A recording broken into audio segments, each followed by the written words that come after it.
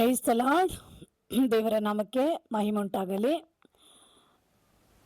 ಪ್ರಿಯ ದೇವ ಮಕ್ಕಳೇ, ಈ ಬೆಳಗಿನ ಜಾವದಲ್ಲಿ ಒಂದು ವಾಕ್ಯ ಓದಿಕೊಳ್ಳೋಣ. ಪ್ರಸಂಗಿ 12:7 ವಚನ ಹೇಳುತ್ತೆ, ಮಣ್ಣು ಭೂಮಿಗೆ ಸೇರಿದಂತಾಗುವುದು, ಆತ್ಮವು ತನ್ನನ್ನು ದಯಪಾಲಿಸಿದ ದೇವರ ಬಳಿಗೆ ಸೇರುವುದು. ಇಷ್ಟರೊಳಗಾಗಿ ನಿನ್ನ ಸೃಷ್ಟಿಕರ್ತನನ್ನು ಸ್ಮರಿಸದಿರ ಬೇಡ. ವ್ಯರ್ಥವೇ ವ್ಯರ್ಥ, ಸಮಸ್ತವೂ ವ್ಯರ್ಥ ಎಂದು ಪ್ರಸಂಗಿ ಹೇಳುತ್ತಾನೆ. ಹಲ್ಲೆಲೂಯ. ದೇವರ ವಾಕ್ಯ ಹೇಳುತ್ತೆ, ಮಣ್ಣು ಭೂಮಿಗೆ ಸೇರಿದಂತಾಗುವುದು, ಆತ್ಮವು ತಾನು ದಯಪಾಲಿಸಿರೋ ದೇವರ ಬಳಿಗೆ ಸೇರುವುದು. ಇಷ್ಟರ ಒಳಗಾಗಿ ನಿನ್ನ ಸೃಷ್ಟಿಕರ್ತನನ್ನು ಸ್ಮರಿಸದಿರ ಬೇಡ. ವ್ಯರ್ಥವೇ ವ್ಯರ್ಥ, ಸಮಸ್ತವೂ ವ್ಯರ್ಥ. ಹೌದು, ದೇವ್ರ ವಾಕ್ಯ ಹೇಳುತ್ತೆ, ಮಣ್ಣೇನಾಗುತ್ತೆ, ಭೂಮಿಗೆ ಸೇರಿದಂತಾಗುವುದು.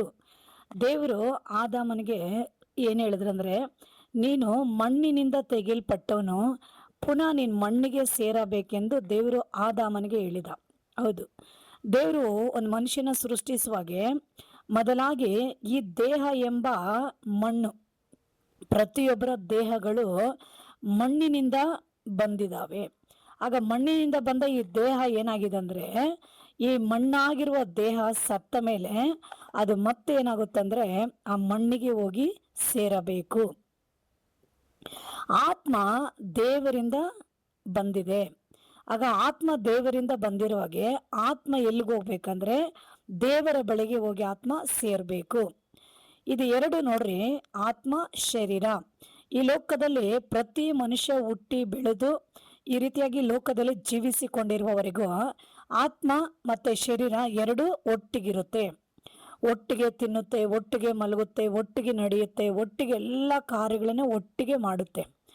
ಅದು ಎಲ್ಲಿ ತನಕ ಒಟ್ಟಿಗಿರುತ್ತಂದ್ರೆ ಮರಣದ ಸಮಯದವರೆಗೂ ಅದು ಎರಡು ಒಟ್ಟಿಗಿರುತ್ತೆ. ಮರಣದ ನಂತರವೇ ಅದು ಎರಡು ಏನಾಗುತ್ತಂದ್ರೆ ಡಿವೈಡ್ ಆಗುತ್ತೆ.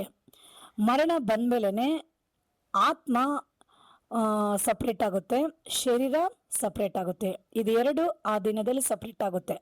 ಅದು ಆತ್ಮ ಎಲ್ಲಿಗೋಗುತ್ತೆ, ದೇಹ ಎಲ್ಲಿಗೋಗುತ್ತೆ ಅಂದರೆ ದೇಹ ಮಣ್ಣಿನಿಂದ ಬಂದಿದ್ದು ಅದು ಮತ್ತೆ ಹೋಗಿ ಮಣ್ಣಿಗೆ ಸೇರುತ್ತೆ. ಆತ್ಮ ದೇವರ ಬಳಿಯಿಂದ ಬಂದಿದೆ, ಅದು ಮತ್ತೆ ದೇವರ ಹತ್ರ ಹೋಗಿ ಆತ್ಮ ಸೇರಬೇಕು. ಹೌದು, ಪ್ರತಿ ಮನುಷ್ಯನಿಗೂ ಈ ಲೋಕದಲ್ಲಿ ಎಲ್ಲರಿಗೂ ಈ ಕಾರ್ಯ ಸಂಭವಿಸುತ್ತೆ. ಅದ್ರಿಗೆ ಅದು ಎರಡು ಒಂದಾಗಿರುವವರೆಗೂ ನಾವು ಡಿವೈಡ್ ಆಗೋಕೆ ಆಗೋದಿಲ್ಲ. ಮರಣದ ನಂತರ ಮಾತ್ರ ಡಿವೈಡ್ ಆಗೋಕೆ ಸಾಧ್ಯ. ಅದಕ್ಕೆ ದೇವ್ರ ವಾಕ್ಯ ಹೇಳುತ್ತೆ, ಒಂದು ದಿನ ಬರುತ್ತೆ ಆತ್ಮ ಶರೀರ ಎರಡು ಬೇರೆ ಬೇರೆ ಆಗುತ್ತೆ. ಅದು ಎರಡು ಬೇರೆ ಬೇರೆ ಆಗೋದಕ್ಕೆ ಮುಂಚಿತವಾಗಿ ದೇವ್ರ ವಾಕ್ಯ ಹೇಳುತ್ತೆ, ಸೃಷ್ಟಿಕರ್ತನಾದ ದೇವರನ್ನ ನೀನು ಏನ್ ಮಾಡ್ಬೇಕಂತೆ, ಸ್ಮರಿಸದಿರ ಬೇಡ. ಅಂದ್ರೆ ಆ ದೇವರನ್ನ ನಂಬದೆ, ಆ ದೇವರನ್ನ ಅರಿತುಕೊಳ್ಳದೆ, ಆ ದೇವರನ್ನ ಹಿಂಬಾಲಿಸದೆ, ಆ ದೇವರಿಗಾಗಿ ನೀನು ಜೀವಿಸದೆ ಈ ಲೋಕದಲ್ಲಿ ಇರಬಾರದೆಂದು ದೇವ್ರ ವಾಕ್ಯ ಹೇಳುತ್ತೆ. ಹಾಗಾಗಿ ಸೃಷ್ಟಿಕರ್ತನಾದ ಯೇಸು ಕ್ರಿಸ್ತನ್ನ ನಾವೇನ್ ಮಾಡ್ಬೇಕು, ಈ ಪ್ರಾಣ ಆತ್ಮ ಶರೀರ ಎರಡು ಬೇರೆ ಬೇರೆ ಆಗೋದಕ್ಕೆ ಮುಂಚಿತವಾಗಿ ಈ ಭೂಮಿಯ ಮೇಲೆ ಈ ದೇಹ ಆತ್ಮದಲ್ಲಿ ಇರುವಾಗಲೇ, ಆತ್ಮ ದೇಹದಲ್ಲಿ ಇರುವಾಗಲೇ ಆದಷ್ಟು ಬೇಗ ಪ್ರತಿಯೊಬ್ಬರು ಏನು ಮಾಡಬೇಕು, ಸೃಷ್ಟಿಕರ್ತನಾದ ದೇವರು ಯಾರೆಂದು ಅವ್ರನ್ನ ನಾವು ಅರಿತುಕೊಳ್ಳಬೇಕು. ಆ ನಂತರ ನಾವು ಅವ್ರನ್ನ ಹಿಂಬಾಲಿಸಬೇಕು. ಅವ್ರಿಗಾಗಿ ಲೋಕದಲ್ಲಿ ನಾವು ಜೀವಿಸುವರಾಗಿದ್ದರೆ ಆ ದೇಹ ಮಣ್ಣಿಗೆ ಹೋಗುತ್ತೆ, ಆದರೆ ಆತ್ಮ ಎಲ್ಲಿಗೋಗುತ್ತೆ, ದೇವರ ಬಳಿಗೆ ಹೋಗಿ ಸೇರುತ್ತೆ. ಆಮೇಲೆ ಹಲ್ಲೆಲೂಯ. ಒಂದು ವೇಳೆ ನಮ್ಮ ಆತ್ಮ ದೇವರ ಬಳಿಗೆ ಹೋಗಿ ಸೇರದೆ ಹೋದ್ರೆ ಆತ್ಮ ಎಲ್ಲೋಗುತ್ತಂದ್ರೆ ನರಕಕ್ಕೆ ಹೋಗ್ಬಿಡುತ್ತೆ. ಹಾಗಾಗಿ ಈ ಲೋಕದಲ್ಲಿ ಇದು ಎರಡು ಬೇರೆ ಬೇರೆ ಆಗೋದಕ್ಕೆ ಮುಂಚಿತವಾಗಿ ಸೃಷ್ಟಿಕರ್ತನಾದ ದೇವರನ್ನ ನೀನು ಅರಿತುಕೊಳ್ಳಬೇಕು.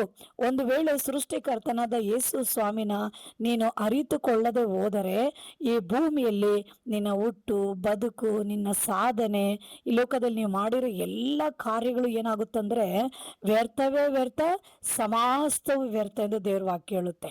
ಹೌದು, ಯೇಸುವನ್ನು ನಾವು ಅರಿಯದೆ ನಾವು ಒಂದು ವೇಳೆ ಮರಣ ಹೊಂದುವುದಾದರೆ ಆ ನಂತರ ಮರಣಕ್ಕೆ ನಂತರ ನಮ್ಮ ಜೀವಿತ ನಮ್ಮ ಜೀವಿತ ಒಂದು ದೇಹ ಮಣ್ಣಲ್ಲಿ ಮಣ್ಣಾಗಿ ಹೋಗುತ್ತೆ.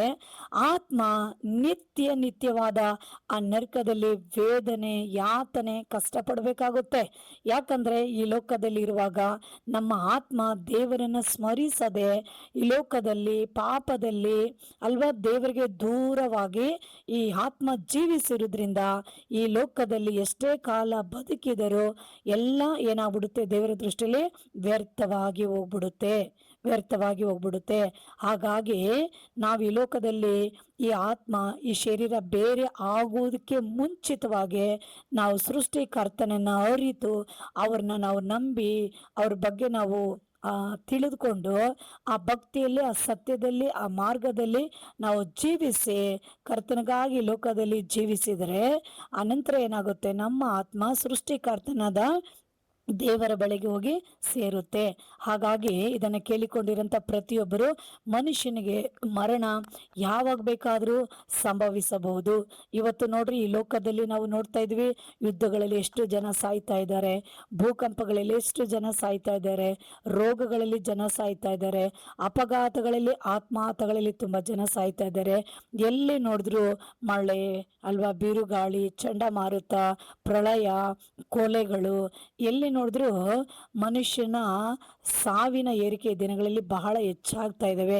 ಹಾಗಾಗಿ ಇದು ಕೊನೆ ಕಾಲ ಆಗಿರೋದ್ರಿಂದ ದೇವ ಜನರೇ ಮತ್ತೆ ಕೇಳಿಕೊಂಡಿರೋಂಥ ಪ್ರತಿಯೊಂದು ಮಗಳು ನೀವೇನ್ ಮಾಡಬೇಕು, ನಿಮಗೆ ಈ ಪ್ರಾಣ ಆತ್ಮ ಶರೀರ ಬೇರೆ ಆಗೋದಕ್ಕಿಂತ ಮುಂಚಿತವಾಗಿ ನಿನ್ನ ಆತ್ಮಕ್ಕೆ ಸೃಷ್ಟಿಕರ್ತ ಯಾರು, ನಿನ್ನ ಶರೀರ ಸೃಷ್ಟಿಕರ್ತ ಯಾರು, ನಿನ್ನ ತಾಯಿ ಗರ್ಭದಲ್ಲಿ ರೂಪಿಸಿದವರು ಯಾರು, ಗರ್ಭದಿಂದ ನಿನ್ನ ಹೊರ ತಂದವರು ಯಾರು, ಈಗ ಭೂಮಿಯ ಮೇಲೆ ನಿನ್ನ ಬೆಳವಣಿಗೆ ನಿನಗೆ ಕೊಟ್ಟವರು ಯಾರು, ಬುದ್ಧಿ ಬೆಳವಣಿಗೆ, ಜ್ಞಾನ ಬೆಳವಣಿಗೆ ಅಲ್ವಾ, ಈ ರೀತಿಯಾಗಿ ದೇಹ ಬೆಳವಣಿಗೆ, ಸಕಲ ವಿಧವಾದ ಒಂದು ಬೆಳವಣಿಗೆ ಉಂಟಲ್ವಾ, ಈ ಬೆಳವಣಿಗೆ ಕೊಟ್ಟವರು ಯಾರು, ಈ ಆಯುಸ್ನ ಕೊಟ್ಟವರು ಯಾರು, ಹಲ್ಲೆಲೂಯಾ. ಈ ರೀತಿಯಾಗಿ ನಾವು ಈ ಲೋಕದಲ್ಲಿ ಯಾರು ಈ ರೀತಿಯಾಗಿ ನಮ್ಮನ್ನ ಸೃಷ್ಟಿಸಿರೋರು ಯಾರು ಅಂತ ನಾವು ತಿಳಿದುಕೊಂಡರೆ ಅದು ಸರಿಯಾದ ಒಂದು ಮಾರ್ಗದಲ್ಲಿ ನಮ್ಮನ್ನ ಯೇಸುವಿನ ಬಳಿಗೆ ಕರ್ಕೊಂಡೋಗಿ ನಮ್ಮನ್ನ ನಿಲ್ಲಿಸುತ್ತೆ. ಯೇಸುವೆ ಈ ಲೋಕ ರಕ್ಷಕನು, ಆತನೇ ಮಾನವನಿಗಾಗಿ ಈ ಲೋಕಕ್ಕೆ ಬಂದವನು. ನಿಮ್ಮೆಲ್ಲರ ಪಾಪಗಳನ್ನ ತನ್ನ ದೇಹದಲ್ಲಿ ಹೊತ್ತುಕೊಂಡು ನಿಮಗಾಗಿ ಆತನು ಸಿಲುವೆ ಮೇಲೆ ಮರಣ ಹೊಂದಿದ. ಈ ಯೇಸು ಸ್ವಾಮಿನೇ ನಿಮ್ಮ ಪ್ರಾಣ ಆತ್ಮ ಶರೀರಗಳನ್ನು ಸೃಷ್ಟಿಸಿರುವಂತಹ ಸೃಷ್ಟಿಕರ್ತನಾಗಿದ್ದಾನೆ. ಹೀಗಾಗಿ ಮರಣದ ನಂತರ ನಮ್ಮ ಆತ್ಮ ಸೃಷ್ಟಿಕರ್ತನ ಬಳಿಗೆ ಹೋಗಿ ಸೇರಬೇಕು. ಒಂದು ವೇಳೆ ಅವರ ಬಳಿಗೆ ನಾವು ಹೋಗಿ ಸೇರದೆ ಈ ಭೂಮಿಯಲ್ಲಿ ಅವರನ್ನ ಬಿಟ್ಟು ನಾವು ಎಷ್ಟೇ ವರ್ಷ ಎಷ್ಟೇ ಕಾಲ ಬಾಳಿ ಬದುಕು ನಾವು ಏನೇ ಭೂಮಿಲಿ ಸಾಧಿಸಿದ್ರು, ಏನೇ ನಾವೆಲ್ಲ ಈ ಲೋಕದಲ್ಲಿ ಕಾರ್ಯಗಳನ್ನು ಮಾಡಿದ್ರು ಎಲ್ಲ ವ್ಯರ್ಥ, ಸಮಸ್ತ ವ್ಯರ್ಥವಾಗಿ ಹೋಗ್ಬಿಡುತ್ತೆ ಜನರೇ. ಹಾಗಾಗಿ ಈ ಲೋಕದಲ್ಲಿ ನಮಗೆ ಯಾವುದು ಶಾಶ್ವತ ಅಲ್ಲ, ಯಾವುದು ನಿತ್ಯ ಅಲ್ಲ, ಯಾವುದು ನಿರಂತರ ಅಲ್ಲ. ಹಾಗಾಗಿ ನಾವು ಏನು ಮಾಡಬೇಕು, ಸೃಷ್ಟಿಕರ್ತನಾದ ಯೇಸುವಿನ ಬಳಿಗೆ ನಾವು ಬಂದು ಅವ್ರನ್ನ ನಂಬಿ ಅವ್ರ ಸತ್ಯದಲ್ಲಿ ಭಕ್ತಿಯಲ್ಲಿ ನಾವು ನಡೆದು ಅವ್ರ ನಿಂಬಾಳಿಸಿ ಅವ್ರಿಗಾಗಿ ನಾವು ಜೀವಿಸಿದರೆ ಒಂದು ದಿನ ಬರುತ್ತೆ, ಆ ಯೇಸು ಸ್ವಾಮಿ ಲೋಕಕ್ಕೆ ಬೇಗ ಬರ್ತಾರೆ. ಒಂದು ವೇಳೆ ಅದಕ್ಕಿಂತ ಮುಂಚೆ ನಮ್ಮ ಮರಣ ಸಂಭವಿಸಿದ್ರು ನಮ್ಮ ಆತ್ಮ ದೇವರ ಬಳಿಗೆ ಹೋಗಿ ಸೇರುತ್ತೆ. ಹೀಗಾಗಿ ಯಾರೊಬ್ಬರು ನರಕಕ್ಕೆ ಹೋಗೋದು ದೇವರ ಚಿತ್ತ ಅಲ್ಲ, ಯಾರೊಬ್ರು ಅಳಿದು ನಾಶವಾಗಿ ಹೋಗೋದು ದೇವರ ಚಿತ್ತ ಅಲ್ಲ.